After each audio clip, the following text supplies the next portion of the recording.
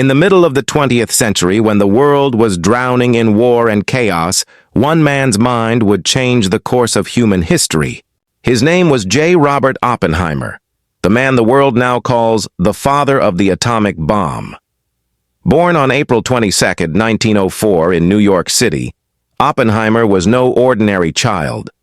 From a young age, he showed a brilliance that few could match. He loved science, philosophy, and poetry. His teachers said his mind was a miracle of curiosity. He dreamed not of fame or power, but of understanding the secrets of the universe. As he grew older, his passion for physics took him to Harvard University, where he graduated in just 3 years. Then he studied at Cambridge and later earned his PhD in Germany at the age of only 23. He became one of the most respected physicists in the world, known for his deep knowledge of quantum mechanics. But the peace of science was about to be shattered by the storm of war. In 1939, the world was thrown into World War II.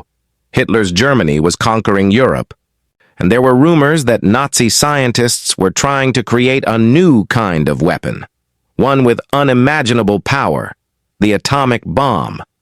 The United States could not take that risk.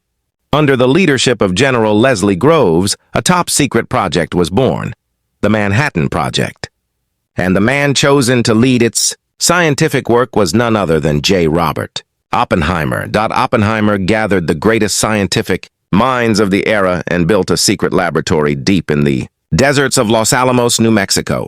Thousands of men and women worked day and night, knowing only one thing. They were building something that could end the war, or end humanity itself. Oppenheimer led with brilliance, courage, and vision.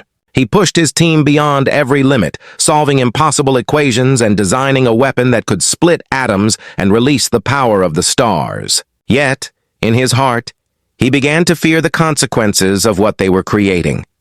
After years of hard work and countless sleepless nights, the world stood on the edge of a new era. It was the early morning of July 16, 1945, the day of the Trinity test. In the silent desert, the countdown began. Scientists, soldiers, and Oppenheimer himself waited in complete silence.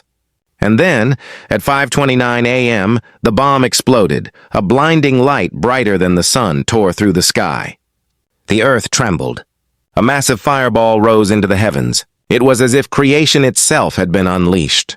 Watching that explosion, Oppenheimer whispered words from the ancient Hindu scripture, Bhagavad Gita, "Now I am become death, the destroyer of worlds."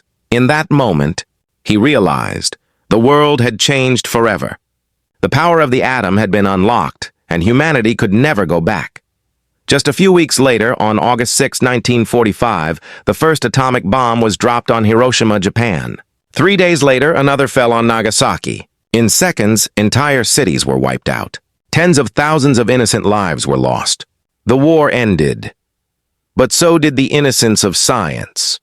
Oppenheimer became a national hero, yet inside, he felt nothing but sorrow.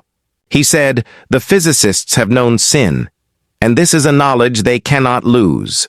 He had built the weapon that ended the war, but he could not escape the guilt that came with it. After the war, he spoke against the creation of even more powerful nuclear weapons. He wanted peace, not destruction. But in the tense years of the Cold War, his voice was silenced. In 1954, he was accused of being a security threat and stripped of his government clearance. The very country he had helped to protect turned its back on him. Yet he never gave up his belief in science, in truth, and in humanity. He once said, "We do not believe any group of men should have the power to decide over life and death for all mankind." Oppenheimer spent his remaining years teaching, reflecting, and warning the world about the dangers of its own intelligence. On February 18, 1967, he passed away, but his legacy still echoes across the world. Today, his story is not just about the creation of a weapon, it's about the creation of a new era. Oppenheimer's life teaches us that intelligence without wisdom is dangerous, and that progress without morality can destroy everything we love. He gave humanity the power of gods, and showed us that we were not ready to use it wisely. And that is why, when we remember Robert Oppenheimer, We must remember not just the scientist who built the atomic bomb, but the human being who carried the weight of that knowledge until his last breath.